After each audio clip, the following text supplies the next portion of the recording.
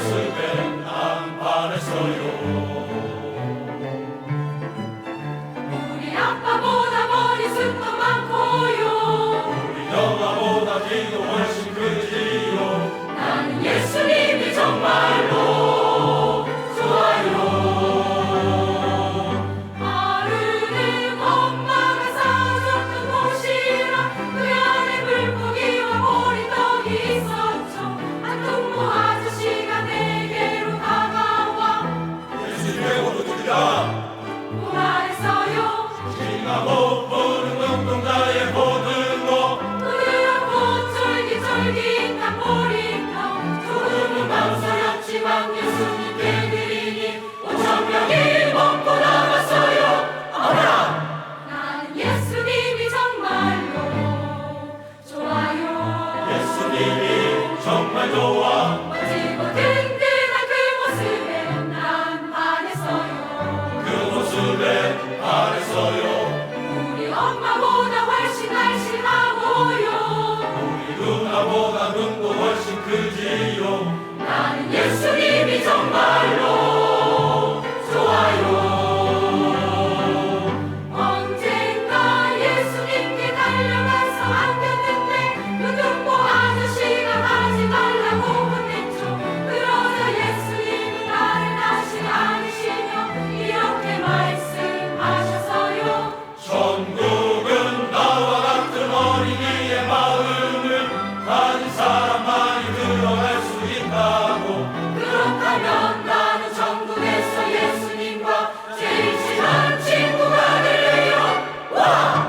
난 예수님이 정말로 좋아요. 예수님이 정말 좋아. 멋지고 든든한 그 모습에 난 반했어요. 그 모습에 반했어요. 세상 누구보다 나를 잘 알고요. 세상 누구보다 나를 사랑하세요. 나는 예수님이 정말로, 나는 예수님이 정말로, 나는 예수님이 정말로 좋아요. 예!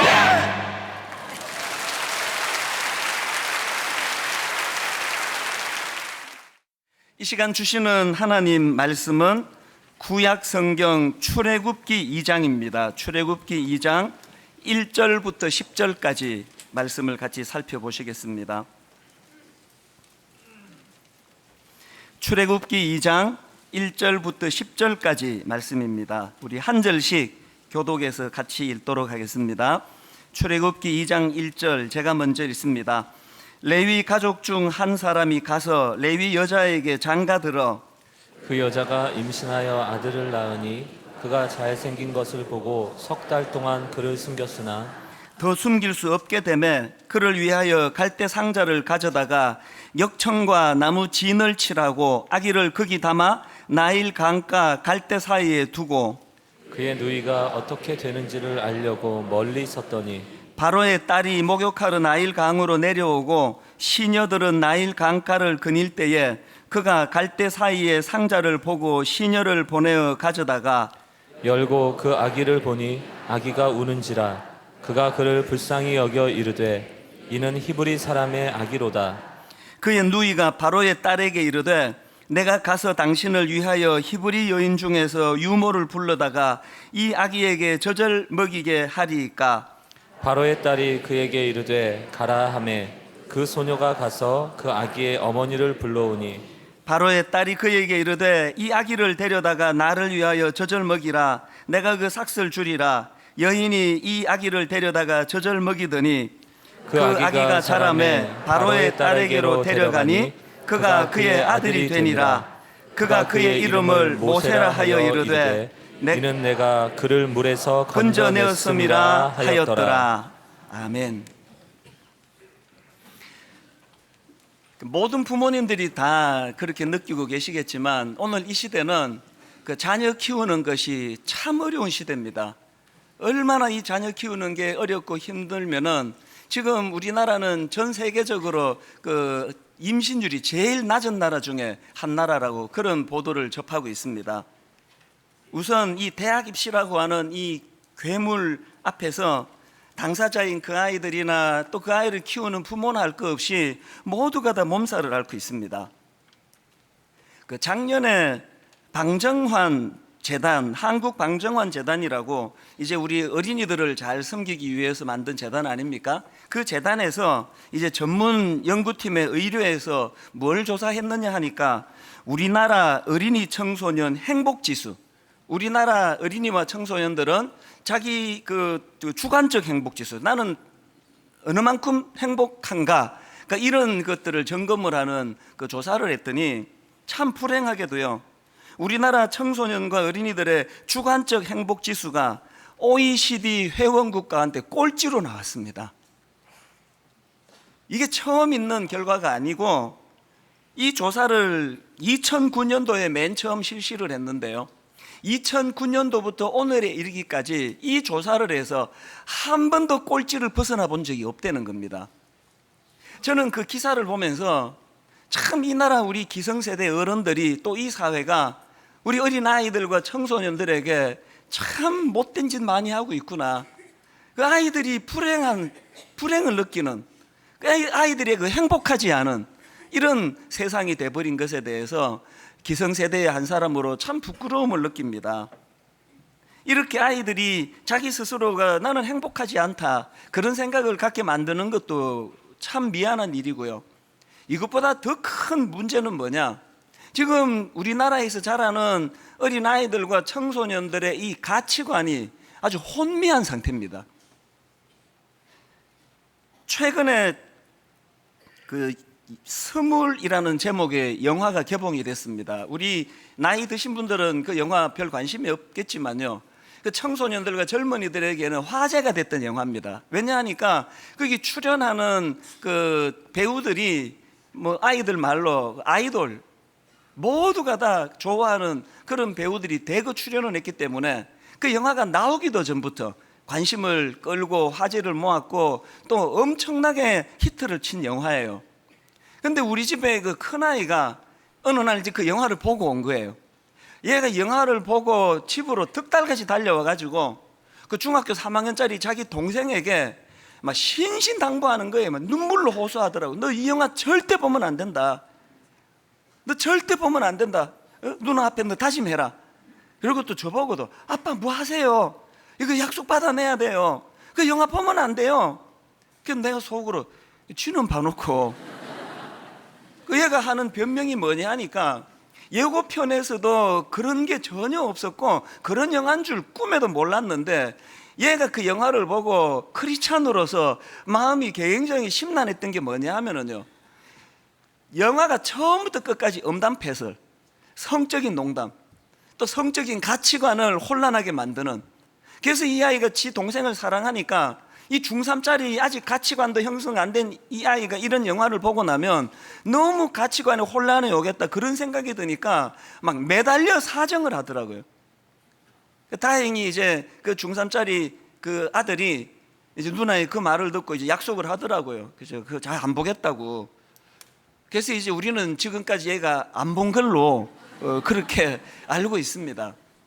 근데 사실 여러분 뭐 그 영화 한 편 안 보고의 문제가 아니고요, 그 영화 안 봤다고 뭐 대수가 아니고 지금 현실적으로 우리나라 아이들에게 너무나 쉽게 다가오고 있는 컴퓨터나 스마트폰 같은 거를 통해 가지고 끊임없이 쏟아지고 있는 이 음란하고 태폐적인 그런 것들을 피할 길이 있겠습니까?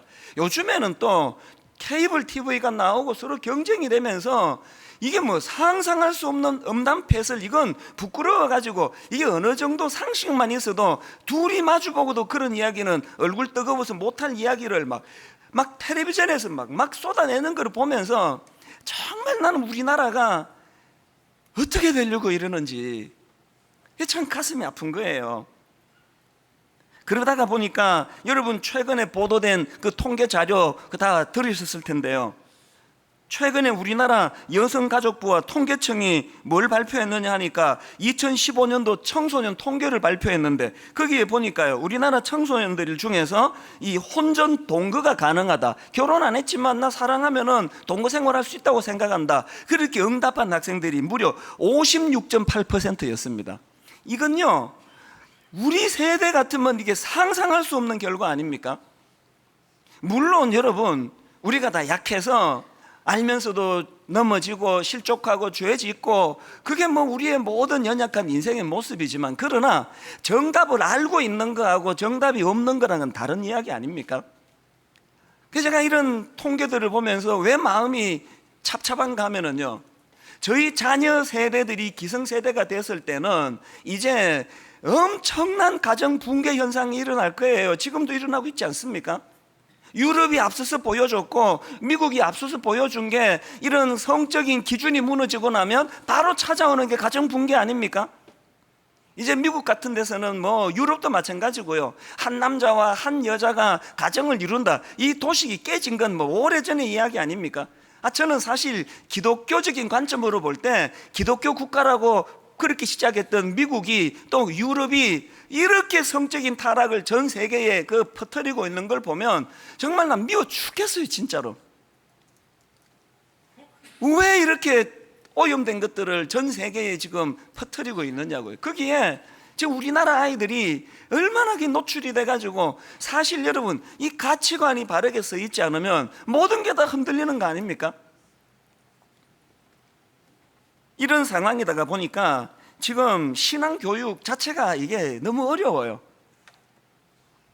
옛날에 저희들도 알면서도 넘어지고, 그래서 부모님한테 매를 맞기도 하고 뭐 혼이 나기도 하고 뭐 다 그렇게 살았습니다. 완벽한 천사처럼 산 건 아니에요. 그러나 적어도 부모가 꾸지람할 때는 성복이 있었단 말이에요. 이건 내가 잘못한 거다, 내가 이렇게 하면 안 된다.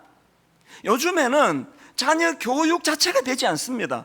뭐라고 나무라면은 가치관이 달라졌기 때문에 왜 그것 가지고 그러느냐고. 사랑하는데 그럼 내가 성관계를 갖는 게 뭐가 잘못이냐고.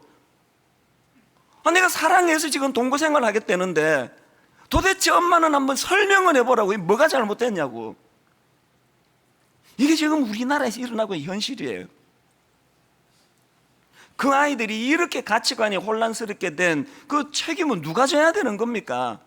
불과 20, 30년 전에 세상에 이름 대기도 낯뜨거운 영계라는 이런 용어가 입에서 되뇌이고, 뭐 그냥 수많은 우리 기성세대, 특히 우리 남성들이 직장생활 하면서 그런 성적으로 참 부끄러운 자리에 빠졌던 그 결과물 아닙니까 이게?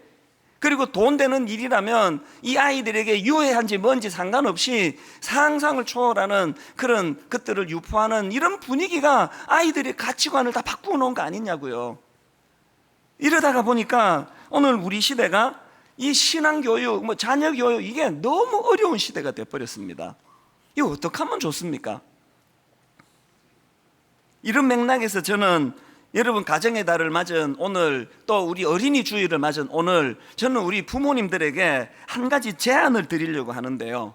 여러분, 우리 영적으로 우리 아이들을 살릴 갈대 상자를 마련해야 된다는 겁니다. 이 갈대 상자 하면은 모세의 어머니 요게벳이 아들 모세를 살리는 데 사용된 도구 아닙니까? 2차 대전 중에 히틀러가 유태인 학살 정책을 편 것처럼 그 당시 이집트의 바로 왕이 이스라엘 민족 말살 정책을 펴가지고 이 남자아이들을 다 죽이라는 명령을 내리던 그런 공포스러운 분위기 속에서 모세가 태어난 거예요. 이 모세라는 이 인생이 이제 꽃도 펴보기 전에 그렇게 죽임당할 절체절명의 위기에 놓여 있을 때, 그때 어머니 요게벳이 모세를 석 달 동안 숨기고 있다가 자기가 할 수 있는 일은 이제 더 이상 없는 거예요. 그래서 이제 그가 떠나보내면서 고안해 놓은 게 갈대 상자 아닙니까? 3절과 4절입니다. 더 숨길 수 없게 되매 그를 위하여 갈대 상자를 가져다가 역청과 나무 진을 칠하고 아기를 거기 담아 나일 강가 갈대 사이에 두고 그의 누이가 어떻게 되는지를 알려고 멀리 섰더니, 여러분, 이렇게 어머니 요게벳이 몰래 갈대 상자에 모세를 넣어가지고 그것을 나일강에 띄워서 그 아들을 살려냈다, 이런 스토리를 담고 있는 오늘 본문 말씀인데요. 제가 이 말씀을 묵상하다가 오늘 우리 시대에, 저희 가정에, 여러분 가정에 갈대 상자가 필요하다는 거예요. 갈대 상자가, 우리 아이들을 살려낼 갈대 상자. 자, 그렇다면은 좀 더 구체적으로 지금 제가 구비해야 된다고 강조하는 이 갈대 상자는 이게 뭘 의미하느냐, 두 가지로 제가 정리를 해보았습니다.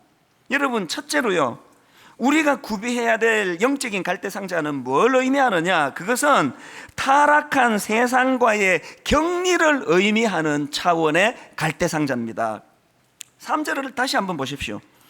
더 숨길 수 없게 되매 그를 위하여 갈대 상자를 가져다가, 그 다음 보세요, 역청과 나무 진을 칠하고. 지금 어머니 요게벳이 갈대 상자를 나일강에 띄우기 전에 역청과 나무 진을 칠하고 있습니다.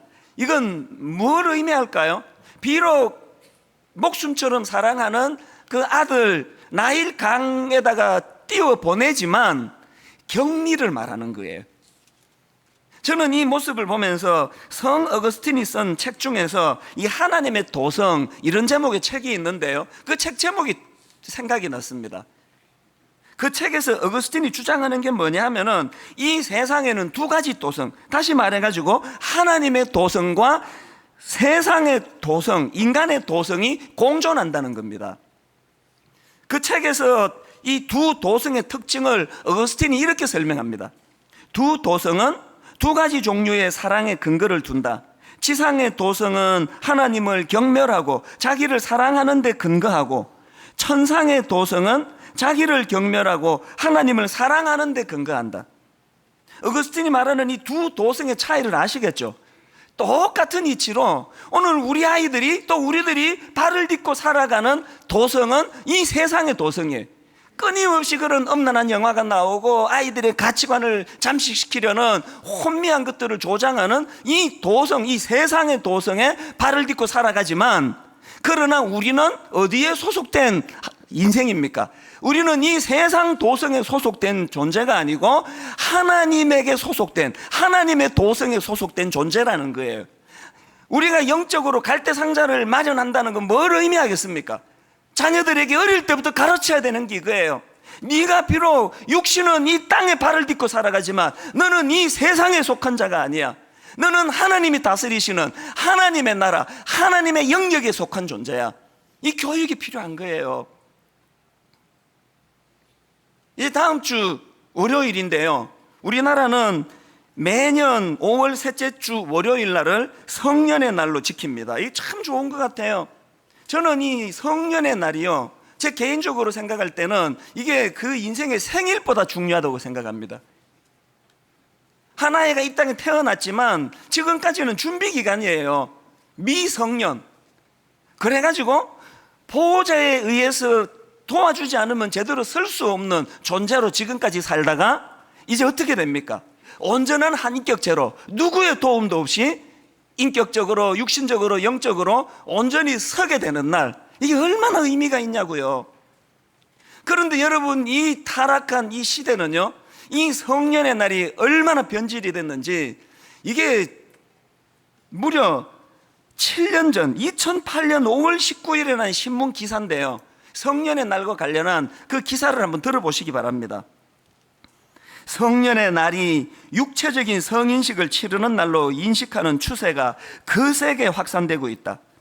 신촌의 한 모텔 주인은, 이거 모텔 주인이 한 말을 인용한 거예요. 따옴표를 해가지고.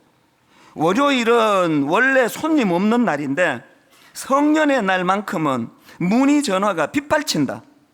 손님은 10대 후반에서 20대 초반으로 보이는 어린 커플들이 대부분이다.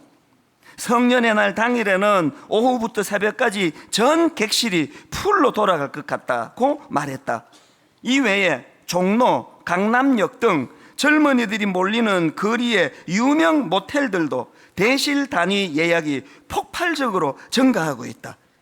이게 2008년도에 난 기사예요. 어떻게 성인이라고 하는 이 아름다운 단어가 미성숙한 자리에서의 그 꼬리를 떼고 온전한 하나님의 형상을 닮은 한 인격체로 성숙해지는 것을 말하는 성인이라는 이 단어가 우리나라에서는 음란을 상징하는 단어가 돼버렸냐고요. 검색으로 성인 쳐보세요. 당장에 빨간 딱지 뜹니다. 이런 단어 쓰지 말라고. 이게 지금 우리나라 현실이에요. 그래서 저희 교회는 대학부에서 지금 성인식을 따로 합니다. 월요일 날 모텔이 그냥 동이 나고 성적으로 타락하는 거기랑은 격리된, 그래서 우리 아이들이 지금 성인식을 치르면은요 얼마나 감동적인지 몰라요. 올해에 성인이 되는 그 아이들 모아가지고요 성인식을 치르기 2주 전, 석주 전서부터 먼저 교육을 해요. 성인이 된다는 것의 의미가 뭔지를 가르치는 거예요. 그 다음 더 중요한 게 뭐냐, 머리로 지식으로만 알지 않도록 그 원래 성인이 되는 이 아이들을 데리고 봉사활동을 시킵니다. 어떨 때는 무의탁 아동 돌봄센터 혹은 지적장애인 보호시설 이런 데서 봉사하게 하고요, 어떨 때는 우리가 하고 있는 신흥복지관 또 한마음복지관 이런 곳에서 봉사하게 합니다. 왜 이런 일들을 시킵니까? 성인이 된다는 건 이제 무제한으로 쾌락을 누리고 즐길 수 있는 라이센스를 딴다, 자격증을 딴다는 의미가 아니다. 성인이 된다는 건 책임을 진다는 거다. 연약한 자들을 돌보는 어른이 된다는 뜻이다. 이걸 가르치고 싶은 거예요.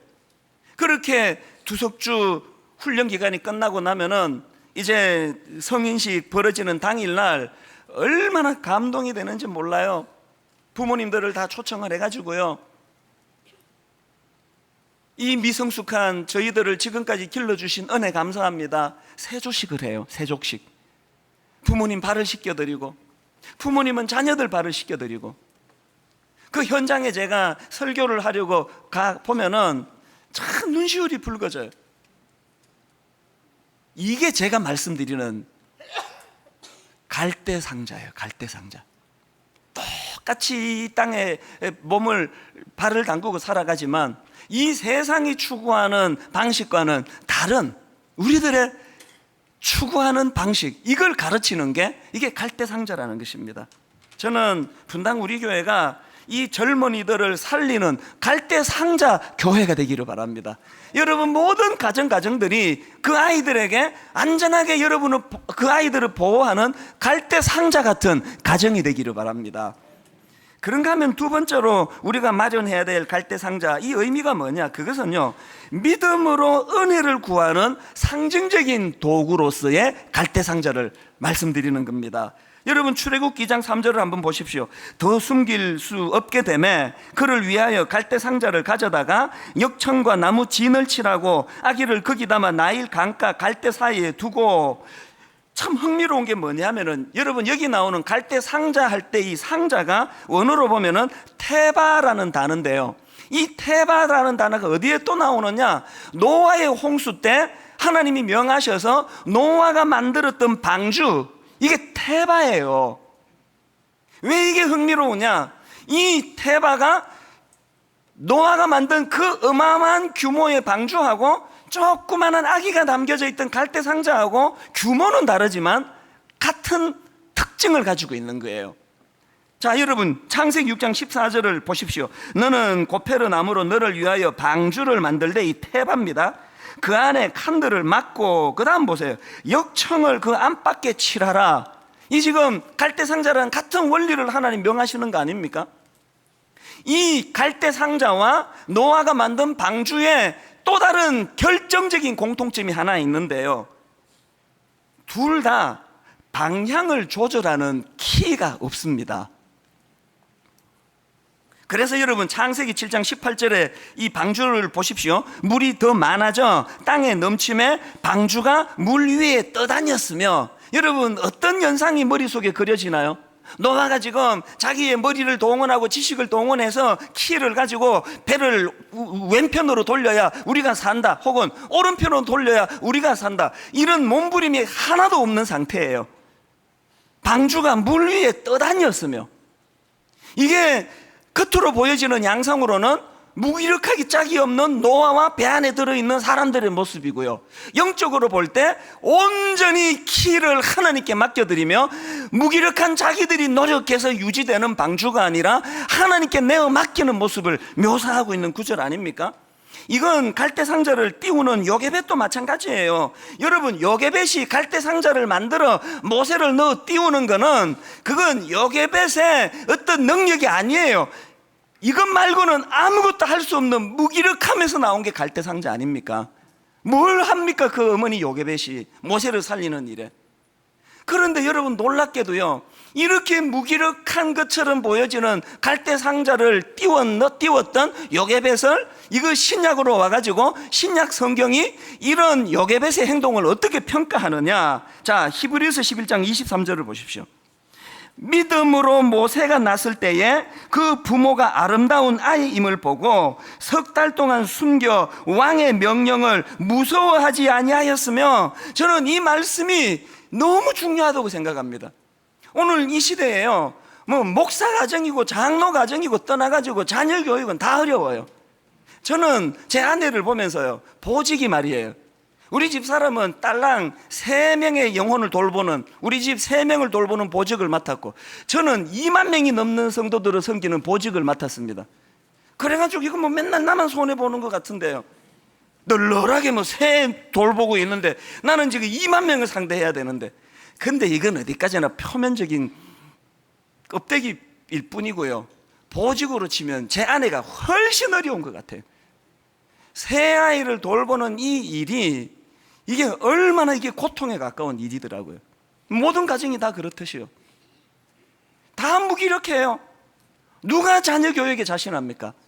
근데 여러분, 여기에 영적으로 볼 때 요게벳이 겉으로 보여지는 무기력의 상징, 내가 어미가 돼가지고 이 자식을 보호할 힘이 없어가지고 강물에 띄워보내는 이 무기력한 행위 속에 요게벳의 믿음이 거기에 담겨지니까 어떤 일이 일어납니까?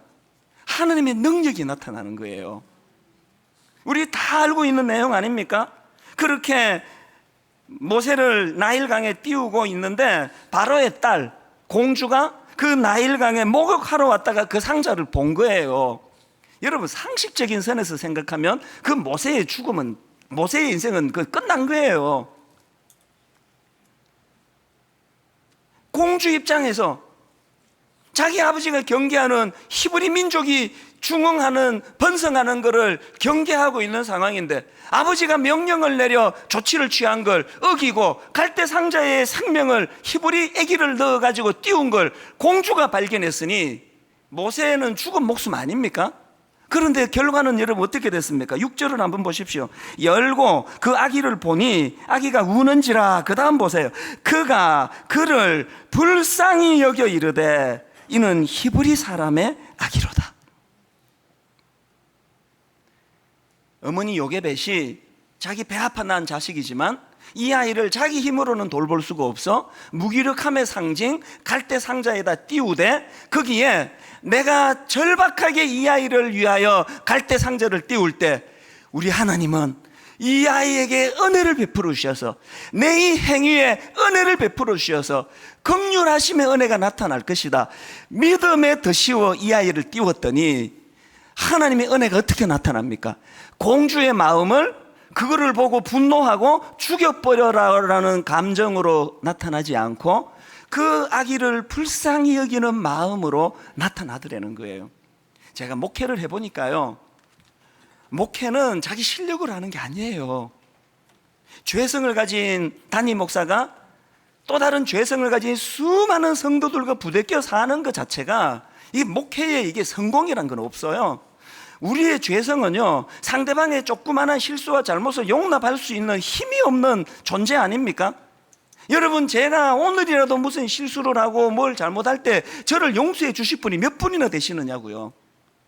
목회는요, 그 사람이 가진 완벽한 그 무엇으로 하는 게 아니에요. 이렇게 무능하고 이렇게 보잘것없는 이찬수 목사라는 여러분의 담임 목사에 대하여 그걸 여러분이 냉정하게 평가하고 비판하고 지적하는 쪽으로 흐르지 않고, 아이고 저 인간 저거 능력도 안 되는데 괜히 신학교 가가지고 목사가 돼가지고 이 큰 교회를 맡아가지고 저 얼마나 힘들겠나 저거. 아이고, 그래서 우리 권사님들은 저를 아들같이 봐요. 아이고 우리 막내 같은데 저 얼마나 힘드는 목사님 힘드시죠? 또 많은 우리 성도님들은 저를 뭐 오빠로 보는 사람도 있고 형으로 보는 사람도 있고 동생으로 보는 사람도 있어서 제가 하는 여러 실수와 연약함을 불쌍히 여겨주는 마음으로 지난 13년을 여러분들이 그렇게 가니까 제가 지금도 쫓겨나지 않고 이 사역을 하고 있는 거 아닙니까? 제가 발견한 건요, 인생의 대인관계에서의 성공은 완벽한 그 행동이 아니에요. 상대방이 나를 불쌍히 여기는 마음이 생기도록 하시는 하나님 은혜예요. 저희 교회에 목회자가 얼마나 많습니까? 뭐 수없이 많은데요, 그 희한한 감정이에요. 어떤 목사는요 별로 큰 잘못한 것도 아닌데 그냥 미운 사람이 있어요. 그냥 누군지 절대 안 밝히는데 하여튼 저거는 하는 것마다 저렇게 밉상스럽냐고. 근데 또 어떤 사람은 또 희한해요. 그것보다 훨씬 더 아주 그냥 실수하고 저에게 상처도 주고 하는데도 그게 밉지가 않고 그 불쌍히 여기지는 사람이 있어요. 어릴 때부터 그냥 힘들게 자랐나 보다. 저거 내가 안 거두어 주면 저거 좀 누가 저 사람을 거두겠냐고. 그래가지고 제가 품어주는 교역자들이 뭐 여러 때입니다. J모, K모, L모 많아요. 누군지 궁금하시죠? 여러분 교구 목사님이에요. 그 사람이. 제가 부교역자들을 많이 상대하면서 깨닫는 게 뭐냐면요, 사랑받기 위해서는 그 부교역자의 완벽함이 아니에요. 그를 불쌍히 보는 이 바로왕 공주의 눈으로 상대방을 볼 수 있도록. 어머니 요게벳이 갈대 상자를 띄우면서 하나님의 은혜를 구하는 믿음으로 그 아이를 떠나보냈더니 바로왕의 딸 공주가 그 모세를 불쌍히 여기사. 저는 여러분 가정의 모든 자녀들에게 모세가 누렸던 이 은혜를 누리게 되시기를 바랍니다. 그러시려면 부모님의 믿음이 필요하다는 거예요. 지난주에요, 제가 이제 이 설교를 이렇게 준비하면서 이 주일학교 교역자 몇 명을 불렀습니다. 내가 이제 갈대 상자에 대해서 설교하려고 하는데 주일학교에서 성도님께 나누어 드릴 기도 제목을 좀 만들어 봐달라. 그래서 어머니 요게벳의 다짐이라는 기도문이 나온 거예요. 그래서 제가 이렇게 설교를 할 테니까 여기서 이제 제목을 따가지고 좀 이거를 만들어 달라 그런 부탁을 했더니요, 이틀이 지났는데요, 그 중에 한 교역자가 제게 메일을 보내왔습니다. 메일 시작이 이렇게 시작이 되더라고요. 목사님, 갈대 상자 관련해서 예전 제 일이 떠올라 먹먹한 마음 가라앉히며 메일을 보내드립니다. 뭔가 좀 심상찮지 않습니까? 시작이. 제가 그날 갈대 상자 이야기를 우리 교역자들에게 해줬더니 이 교역자는 자기 어머니가 갈대 상자였다는 거예요. 그러면서 이제 자기 이야기를 쭉 피력을 했는데요, 이 교역자 아버지는 시골의 교회 목사님이셨대요. 여러분 그 시골의 조그만한 교회 목사님이시니까 아이 뭐 과외 시킬 돈이 있겠습니까? 과외를 못 시켰어요. 그런데 이 교역자가 공부를 꽤 잘했나 봐요. 그 당시 이제 고3이 됐는데요, 그 당시 고3에 대해서 학교에서 어떻게 했냐 하니까 자꾸 이제 교육부에서 과외를 막는 그런 정책을 쓰니까요, 편법을 쓴 거예요. 학교들이 이제 주일날, 일요일날 학생들로 하여금 인근에 있는 학원에 가서 모의고사를 보게 하고 그 모의고사 성적을 학교에다가 제출하도록. 그때가 제가 고3 부서를 담당할 때인데요, 한 달에 한 번 모의고사 보는 날 고3 부서 애들이 그냥 다 빠져나가요. 그러던 때예요.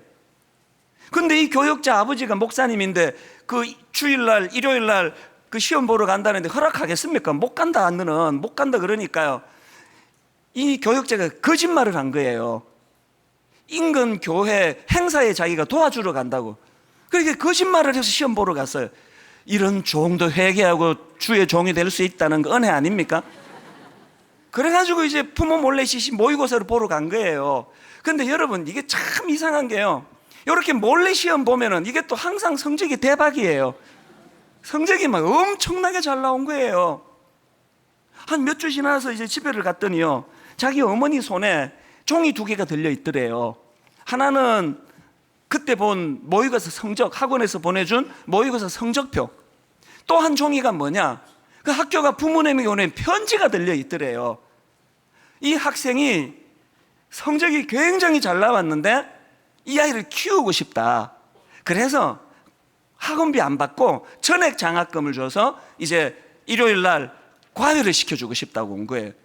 이 아들 입장에서 이게 얼마나 그게 고맙고 반가운 이야기겠습니까? 그래서 이제 의기양양해서 자기 엄마 허락을 구하니까 어머니가 주일날 학원 절대 안 된다 그러시면서 단호하게 하시는 내용인데요. 자, 그 다음은 제가 직접 읽어드릴게요. 한번 들어보십시오. 저는 너무 들뜬 마음에 어머니 보시라고 시골교회 목사들이 노력해서 이만큼 해냈으니 학원 다니게 해달라고 말씀드렸습니다. 그러자 저희 어머니께서는 굉장히 크게 화내시면서 너가 이번에 좋은 대학 못 갈 수도 있다. 그러나 하나님 잊고 공부하는 건 내가 용납할 수 없다. 사실 어린 마음에 어머니가 너무 미웠습니다. 돈이 없어서 좋은 학원도 못 보내주시면서 무슨 예배나 드리는가 하고 말이지요. 그렇게 자기 어머니를 원망했는데 왜 이 교육자가 제게 메일을 보내면서 그 어머니를 생각하면서 벅찬 마음으로 제게 메일을 썼느냐? 지난 세월을 되돌아 놓고 보니까 이 교육자가 마음이 이렇게 바뀐 거예요. 그런데 지금 돌아보면 어머니가 자랑스럽습니다. 그리고 한없이 닮고 싶습니다. 자기를 이렇게 묘사하더라고요. 너무 좋은 시대를 사는 저는 제 자녀들 노력하면 학원도 보내줄 수 있을 것 같습니다. 좋은 옷도 입혀줄 수 있을 것 같습니다. 그러나 저희 어머니께서 저를 담았던 갈대 상자가 내게 있느냐 물어보면 저는 자신이 없습니다. 자녀를 갈대 상자에 담을 수 있는 은혜와 하나님을 두려워하는 경외함이 필요한 시대임을 느낍니다. 저는 이 교육자의 메일을 보고 많은 생각을 했습니다. 오늘 여러분, 제가 갈대 상자가 필요하다는 말씀을 드렸는데요, 오늘 이 시대에 진정한 갈대 상자 예수 그리스도시라는 거예요. 우리 부모님들이 먼저 진정한 갈대 상자인 예수 그리스도를 만나고 그 다음에 변화되는 게 뭐예요? 제가 여러분들에게 자녀들을 위하여 갈대 상자를 준비하라 그랬는데, 여러분이 준비해야 되는 갈대 상자는 바깥에 있는 어떤 물건이 아니에요. 변화된 여러분 자신이에요. 여러분 자신이 여러분 자녀들에게 갈대 상자가 돼야 되는 거예요. 여러분 자녀들에게 갈대 상자입니까? 이 혼미한 세상 가운데 그 아들이 그 딸이 우리 집에 내 자녀로 태어났기 때문에, 나라는 갈대 상자를 이 아이가 만났기 때문에 혼란 없이 자라고 있습니까? 그 아이들이 그렇게 혼란한 근본적인 원인이 뭐냐? 부모된 우리가 갈대 상자 되지 못하기 때문 아닙니까? 저는 이 설교를 준비하면서 어느 한 장면이 머릿속에 떠오르는 것을 경험했는데요, 회당장 야이로의 어린 딸이에요. 회당장 야이로의 딸이 죽었습니다. 절망이에요. 그랬더니 마가복음 5장 41절, 그 아이의 손을 잡고 이르시되 달리다 굼 하시니 번역하면 곧 내가 내게 말하노니 소녀야 일어나라 하심이라. 오늘 여러분, 우리 가정들의 주님의 이 달리다 굼의 선포가 필요한 가정이 얼마나 많습니까? 내가 내 자녀의 키를 쥐고 이게 옳은 길인 줄 알고 그 키를 조절하다가 덧나가지고 아이들에게 상처를 주고 혼미한 자리에 빠지고, 내가 내 아이를 길러보겠다고 키를 조작하다가 아이들에게 덧나게 만든 절망에 빠져있는 우리 아이들을 향하여 오늘 우리 시대 진정한 갈대 상자 되시는 예수 그리스도, 우리 부모는 할 수 없는데 그 상한 아이들 머리에 손을 얹고 우리 주님 달리다 굼, 넘어진 자리에서 이렇게 세워주시는 그 장면이 머릿속에서 지난주에 계속 떠오르는 거예요. 오늘 말씀을 저는 이렇게 마무리하기를 원합니다. 지난 겨울이에요. 한참 추위가 몰아치던 1월 달로 제가 기억하는데요, 제가 차를 몰고 교회를 향해 가다가 라디오에서 나오는 한마디를 듣고 눈물을 지었던 적이 있습니다. 그 진행하시는 분이 그 오 사랑이라는 노래의 노랫말 한 구절을 읽어주는데 제가 그때 마음이 무너졌어요. 그 노랫말이 이렇게 돼 있더라고요. 가을은 저물고 겨울은 찾아들지만 나는 봄볕을 잊지 않으니. 내가 내 인생의 주인인 줄 알고 키를 잡고 조작하다가, 내가 내 가정의 주인인 줄 알고 키를 들고 조작하다가, 내가 내 자녀의 인생을 결정할 키를 내가 쥐고 조작하다가 우리 가정의 겨울이 찾아오고 우리 인생의 겨울이 찾아와 눈물 짓고 있을 때, 가을은 저물고 겨울은 찾아들지만 나는 봄볕을 잊지 않으니 다시 내려주실 주님의 은혜를 기다리며, 하나님, 이 인생의 키를 주님께 반납합니다. 주님 은혜가 필요합니다. 오늘 이 시대에 진정한 갈대 상자 대신 예수 그리스도를 만나기 원합니다. 부모님, 이 은혜를 누리시고 여러분 자녀들에게 진정한 갈대 상자 역할 하시면서 자녀들을 양육하는 복된 여러분 되시기를 주님 이름으로 축복합니다. 오늘 이 시간 우리 한번 다 자리에서 일어나 보세요. 말씀을 생각하시며 우리 한번 기도하지 않으시겠습니까? 아버지, 제가 상징적이지만 무기력한 자리에서 뻘떡 일어났습니다. 하나님, 내 자식을 위해 해줄 게 없어. 무기력한 우리의 모습을 고백하며 갈대 상자 만들어 나일강에 띄웁니다. 이 아이에게 무슨 일이 날지 알 수 없는 현실이지만 아버지, 믿음을 가지고 주님께 구합니다. 이 갈대 상자에 은혜 주시기 원합니다. 우리 아이들을 살려주시기 원합니다. 여러분, 우리 아들, 우리 딸 이름 불러가며 이 시간 한번 통성으로 기도할 때 부모에게 아버지 갈대 상자 대신 예수 그리스도를 향한 믿음을 주시기 원합니다. 우리 한 목소리로 통성으로 같이 기도하시겠습니다. 살아계신 하나님 아버지, 오늘 하나님 앞에 자녀 교육의 문제를 놓고 무거운 마음으로 주님 앞에 기도합니다. 하나님, 은혜 주시기 원합니다. 하나님, 은혜가 필요합니다. 아버지, 우리 가정을 살려주시옵소서. 하나님 아버지, 우리 무기력한 부모 아무것도 해줄 것이 없어. 그저 하나님 갈대 상자에 이 어린아이 띄워 나일강으로 흘려보냅니다. 그런데 하나님, 우리들의 무기력한 이 몸짓 속에 주님의 은혜가 스며들기를 원합니다. 우리 가정을 살려주시옵소서. 우리 아이를 살려주시옵소서. 주님, 이 시대의 진정한 갈대 상자 대신 예수 그리스도를 의지합니다.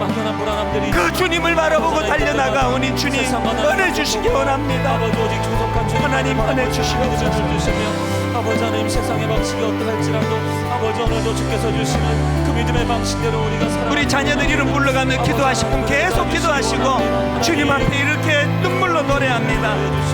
세상의 유혹 시험이 내게 몰려올 때에 나의 힘으론 그것들 모두 이길 수 없네. 여러분, 이 상황을 한번 보세요. 거대한 폭풍 가운데 위축된 나의 영혼, 어찌할 바를 몰라 헤매이고 있을 때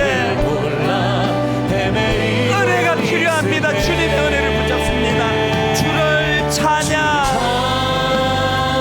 손을 들고 찬양. 전쟁은 나에게 속한 것 아니니 주를 찬양,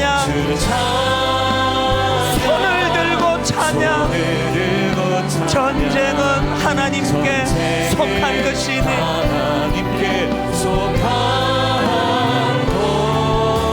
주위를 둘러보면 아무도 없는 듯. 그러나 여러분, 믿음의 눈을 들면 보이는 분 계시네.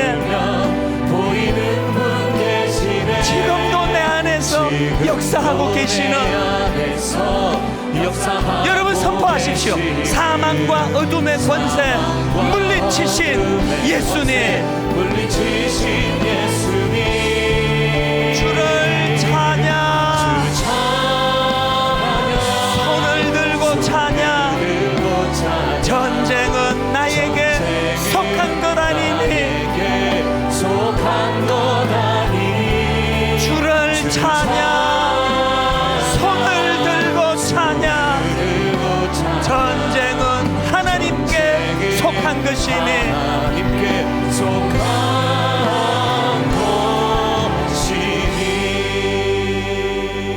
살아계신 하나님 아버지, 주님 앞에 무릎 꿇고 용서를 구합니다. 저 아들 저 딸 내 소유인 줄 알고, 내가 저 아이들의 키를 마음껏 조절하면 잘 될 줄 알고, 내가 가진 생각과 지식과 방법으로 그렇게 저 아이들을 여기까지 인도해 왔는데 아버지 손에 잡히는 게 없습니다. 혼미합니다.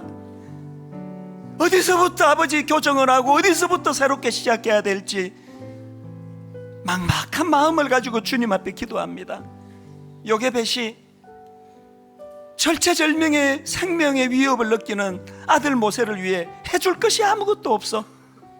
그저 갈대 상자를 만들어 나일강에 띄우는 것밖에 할 수 없었지만 거기에 믿음을 가지고 하나님 은혜를 담아 주님 앞에 그 아이를 맡겼더니 아버지 그 바로왕 딸 공주의 긍휼함을 얻는 은혜를 허락해 주셨던 것처럼 아버지 우리 아들 우리 딸 긍휼의 은혜를 허락하여 주시옵소서. 달리다굼 선포하여 주시옵소서. 죽은 것이 아니다. 잔다. 일어날 수 있다. 회복될 수 있다. 새로 시작할 수 있다. 주님의 말씀이 선포되는 아름다운 우리 가정들이 되게 하여 주시옵소서. 우리 주 예수 그리스도의 은혜와 하나님 아버지의 다함 없는 사랑과 성령님의 감동, 감화, 위로, 교통, 충만하심의 역사가 눈물로 자녀들을 바라보며 자녀들의 인생을 주님 앞에 올려드리기를 원하며 예배하는 모든 주의 자녀들 머리 위에 지금부터 영원토록 함께 하시기를 간절히 축원하옵나이다. 아멘.